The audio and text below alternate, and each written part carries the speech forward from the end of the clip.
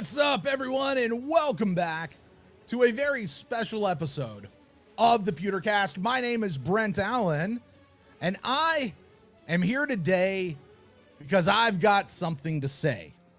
Now, I've often, over the course of the last season, maybe last two seasons, really, and into the beginning of this season, this offseason, I've often had something I wanted to say, but not really being in a place where I could commit to bringing the show back and doing the show properly. I just sort of let it go. Well, this time I said, screw it. Look, I don't know how often I'm going to get out here and get to do one of these episodes. I'm not committing to anything. I'm not saying the show's back off of hiatus, but I know y'all are still out there, and I know that it's a lot of y'all. I mean, it's honestly, it's crazy. It's mind-boggling to me, the sheer number of downloads that this show still gets, and we haven't released an episode since 2021. Like, oof. Honestly, that's about the only reason why I'm doing this right now. It's you guys. It's you guys out there that are still checking in going, you guys back yet? Are you guys back yet? So here we go. I said I got something I want to say, so here I am to say it. The Bucs are looking pretty damn good this year, but I'm not ready to crown them the NFC South Champions just yet. Now, I can hear some of y'all out there right now. So, man, this fool hadn't been on here since we won the Super Bowl, and the first thing he does is come out here and crap on the team. Well, if that's what you heard, then you heard me wrong. What I said was, the Bucs are looking pretty damn good, but I'm not ready to crown them the NFC champs just yet. Or rather, NFC South champs just yet. Not yet. I guess to dive into this to what I really want to talk about, we've got to go back and talk about where this team has been. Maybe talk about some of those things that I've wanted to say over the last year and change, but never really got a chance to, never really did. Let's go back to Tom Brady. Look, we all know that Tom Brady's last year was off. I mean, sure, his numbers looked okay, and we probably could defend him as still being on point. We probably could say that he was just as good as he ever was, right? But you and I both know he was off. Something was just different about Tom last year. And I mean, how could he not be? I mean, dealing with the stuff he was dealing with in his personal life. The defense wasn't really hitting the same way as it had before, not at least a few years under Todd Bowles prior. They were good to maybe all right. You know, they weren't great. And the one thing we knew, though, the one thing we true Bucs fans knew was that this roster, the core of the roster, though, despite all that other stuff, the core of the roster was still very good. If they could play up to snuff. I mean, let's face it, Mike Evans is aging, and Chris Godwin is not a spring chicken anymore. I'd say Chris Godwin's probably should be in the peak of his career right now, right? You know, Shaq Barrett's on a second contract. Vita Vea's in his second contract. Devin White's looking for a second contract. It's not a young football team right now, but it's one that's still really good if they play up to what we know that they can play. But now, without a quarterback and absolutely zero money to bring one in, Jason Light gets up on a podium. He would think he was at the combine. Maybe he was at the Senior Bowl. And he said that they're going to be looking for guys for value. And I thought, oh, Lord, we ain't getting anybody. And I was right. I mean, look, we were lucky just to re-sign Levante David and get Jamel Dean back. Everyone else that they picked up were either our old bottom of the roster churners, you know, the guys that go up and down off the practice squad to the active roster. And then people who are street urchins, people that the league was ready to retire. And one of those people being Baker Mayfield. Baker Mayfield, who was brought in for what we were all told was a true quarterback competition. And what a competition it was, wasn't it, folks? I mean, it was back and forth. Maybe it'll be Mayfield. Maybe it'll be Trask. They both looked pretty good. It was going to come down to the wire, wasn't it? Wasn't it? I mean, who are we kidding? We all pretty much knew that this was Baker's job to lose, right? Like it was Baker's job to lose, Trask's job to win. After all things being equal, Baker has the experience edge, right? And then there's all the other things, all the other noise of the offseason, the salary cap, and how we're intentionally taking the hit this year. Ryan Jensen, is he back or is he not? The salary cap, and we have no money. Mike Evans and his contract situation. Well, of course that's an issue. We have no money. The absolutely horrific events surrounding Shaq Barrett and his daughter. Condolences to the Barrett family, by the way. And no money. And a quarterback competition, right? Lots and lots of noise, lots and lots and lots of distraction. But there was something else that Jason Licht said back in his press conference in February. Along with looking for guys for value, he was asked what he expected out of this team. His answer both impressed me and sounded exactly like Jason Licht at the exact same time. He said, we expect to be competitive. He didn't say they were going to go win the Super Bowl. He didn't even say that they were going to win the division or make the playoffs. What he said was, yeah, we don't have any money this year, and that's on purpose, and we're going to be scraping the bottom of the barrel for players this year. Actually, he said, yeah, we don't have any money this year because we spent it, and we got a Super Bowl out of it. I'd make that trade all the time. I thought that was a great line. But he's like, we're going to be scraping the bottom of the barrel for players this year. That's the price we're paying, and we're sucking it up and doing it this year. But despite that, Jason Licht says we still have a good roster and we expect to be competitive. By the way, if you wonder why Lovie Smith got fired by Jason Licht all those years ago, if you listen to his words, what did he say? The Bucs weren't competitive. I'll be honest, that word stuck with me. As I watched this team through the offseason and then through the preseason, I did my own season predictions, just like all of you guys did. How do you know? You're a Bucs fan, right? You're a fan. You make your prediction on what's going to happen throughout the course of the season. I looked at the schedule and I thought to myself, I said, look, this could either go really, really good or really, really bad. I mean, when I did my season record predictions, I had the Bucs, I had their ceiling. You know, this is like the top, the best season I think they could possibly have, like realistically looking at the season. And I said, they could go 12-5. I mean, there were 12 games where I could legitimately see the Bucs winning. But I also had a floor for the season of 4-13. 12 or 4. That's a huge jump. Because of those 12 games that I said I could legitimately see the Bucs winning, about 8 of them I could also see the Bucs losing. Like they really could just go either way. It depended on what team was going to show up. And that's a huge swing. And as a 25-plus year Bucs fan, neither one of those two situations would surprise me. So all of that to say, if I'm being real honest with you guys, I came into the season very in the middle. I wasn't excited. I wasn't too low. Like I was ready to get back to football. Didn't have a whole lot of expectations out of this season, but I was interested to see if we could compete. People would ask me all off season long. They'd see my hat. They'd see my shirt. People would tweet me or text me or whatever. And they'd say, hey, how do you think the team's going to do this year? Especially without Brady, right? Like that's the big question. And my answer was usually it could go either way. I mean, it depends on quarterback play. It depends on offensive line play. It depends if the defense is going to show up and perform the way that we know that they can perform. It depends if this new offensive coordinator is going to get some things moving, unlike what happened with our last one. And honestly, I thought John Ledyard brought up a really great point when he was doing his predictions. And honestly, I felt stupid for not even thinking of it myself because he was absolutely right. The team, while pretty good at all the starting spots, was very thin in depth everywhere else along the roster. So once injuries start piling up, as they tend to do in the NFL, this could get ugly real quick. So I add, depends on how healthy they can stay. However, neither the Saints nor the Falcons nor the Panthers scare me this year either. So hell, you know what? The Bucs actually could win this division.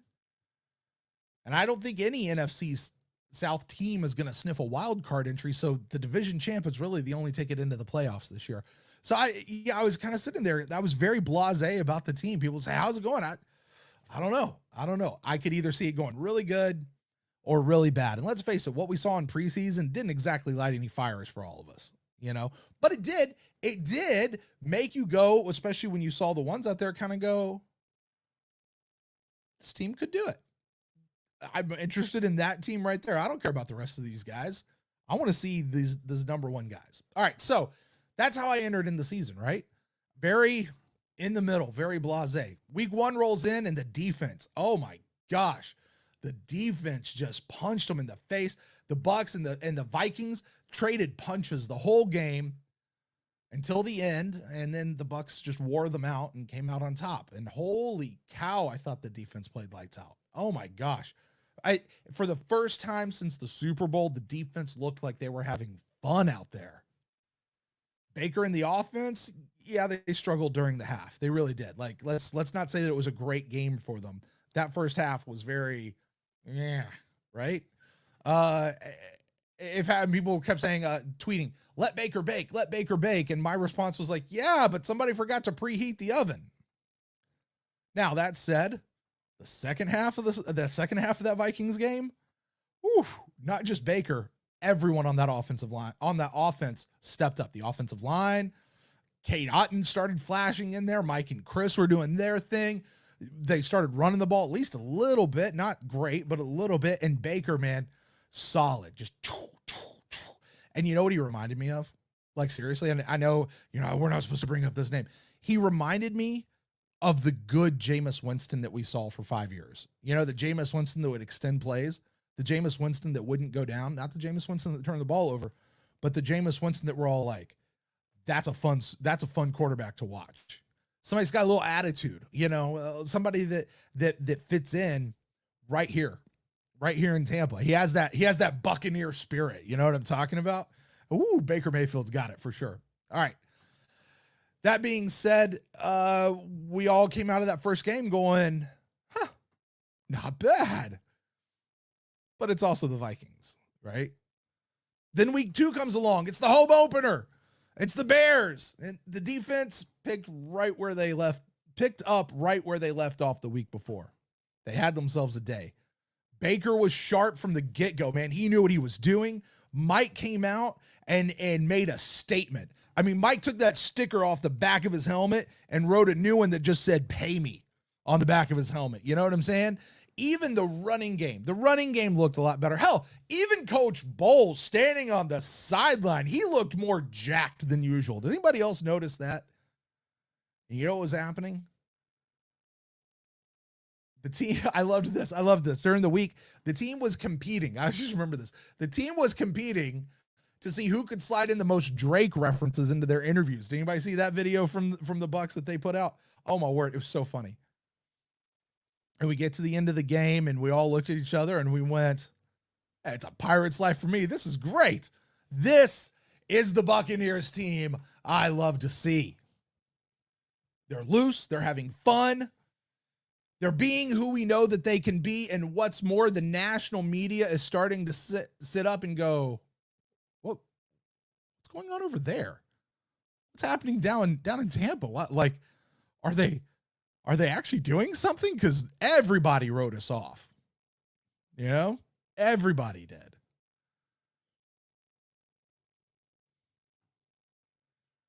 And now we're heading into week 3 to face the first true challenge of the year, national TV. Because we all know how the Bucs play on national TV. Okay, no, I'm joking. It is the Eagles. The Eagles are a legit team, folks. According to Vegas, I just looked this up, they are the 4th most likely team to go to the Super Bowl this year, behind only the Chiefs, the 49ers, and the Cowboys. That actually surprised me. That's as of last night, Thursday the 21st. So, how do we feel about this game coming up? I got to be honest, the fan in me always picks the Bucs. I always pick the Bucs. The realist in me, the analyst, so to speak, I'm not picking the Bucs. At the same time, I don't think it's as sure of a win for the Eagles as it felt 2 weeks ago. The Bucs do have some momentum. They have home field advantage. They don't have the uniform advantage because they're wearing red tops and white bottoms. Ugh. Shout out to Corey over at the Play Reaction. they also have the Baker advantage, and I'm very interested to see, do the Bucs compete in this game? I want them to win. Don't get me wrong. I'm a fan. I want this team to win. The Jason Light question, but can they compete against this team? I think the team can win, though. I'm not writing them off. Like, that's the thing. Like at first I would have just been satisfied with competing, but I think the team could win. I'm not counting them out yet. I tell you what, though, if they do win this game, they're putting the league on notice. They're going to have to come back, all the rest of them. They're going to have to come back and rethink what they said about the Bucs during the preseason. Hell, even if the Bucs just don't all out win this game against the Eagles, if they do go toe-to-toe and stand in there and legit compete, take it down to the wire, Bucs are going to turn some heads.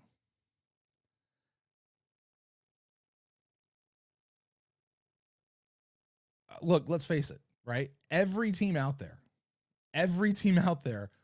saw the Bucs on their schedule, and this includes Minnesota and the Bears, saw the Bucs on their schedule and went, easy win. That's the thing they're going to have to rethink. Now, that being said, I'm still a little trepidatious about this team right now. I'm not a full-on believer. I always come in here and shoot it straight with you guys. I'm not a full-on believer in this team. I don't think they're going to go super far. But I don't think that they have to go super far to at least make the playoffs, to win the division, right? I'm not even saying that that's the goal. I'm just saying there's room to be impressed.